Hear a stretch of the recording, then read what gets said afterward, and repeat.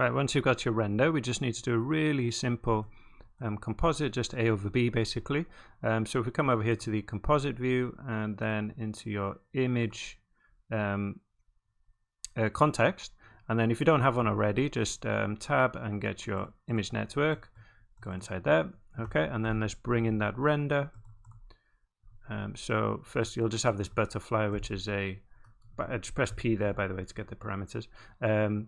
It's just like a default thing. So if we go ahead and find the render, so my hip, and then find that render folder, and then in here, final render. I've just got the one frame just to demonstrate. Okay, and then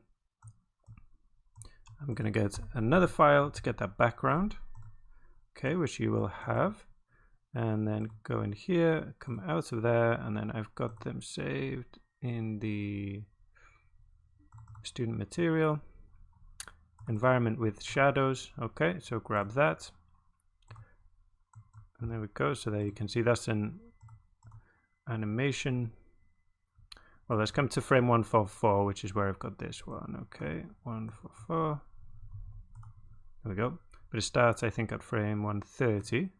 Yeah, and you can see just about there. You can see we've got the shadows from the animation. Okay, so yeah, 144. So these can sit on top of each other. The size should be the same, so you can see they're both 1920 by 1080. But you can change it. Change your one here. You can try and, you know, kind of up-res it or scale it to fit the background, but again, the quality won't be the same. Now we just drop a layer to sit one over the top of the other. Now the order of these does matter. Okay, so if I plug it in like this way, you'll see we don't get anything.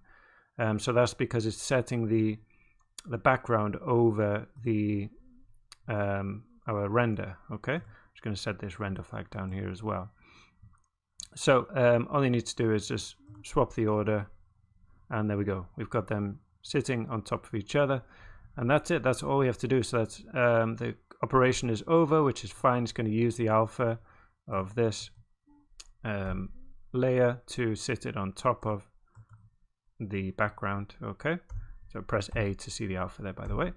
And then to save this out, get a ROP file output. Okay, and then your frame range will be 130 to 250, and then just like before, your wherever you want to save it out to. So I would do something like final comp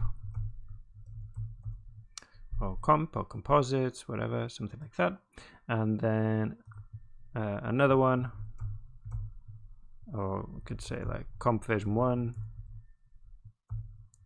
You know, obviously you could do a lot more stuff in here. So if you wanted to play around with the colors, so there's all these different kind of, you can change the brightness, the contrast, all kinds of stuff, and do it in here. And you can use these channel copy nodes. I'm not going to go into it now because, you know, it's not necessary in our case to separate out the different layers. We'll just take a quick look. So we've got obviously the alpha there, we've got the diffuse layer, refractions, got specular, okay, and then the subsurface. I don't think we'll see much there, but you can kind of affect those layers individually also. But as I said, yeah, it's not necessary in our case. So I'm going to come down here, and then so final comp, we could say comp version 1, $F4 is fine, EXR, keep it like that, or you could export PNGs or JPEGs if you want them really small file size, whatever you like. And then that's it, I think. Natural resolution, you can make it smaller if you like, but this way it will save what it's got, and everything else here is, we can leave it as it is. Okay, so come to the bottom, you can do it like this, press render, and then just render down there.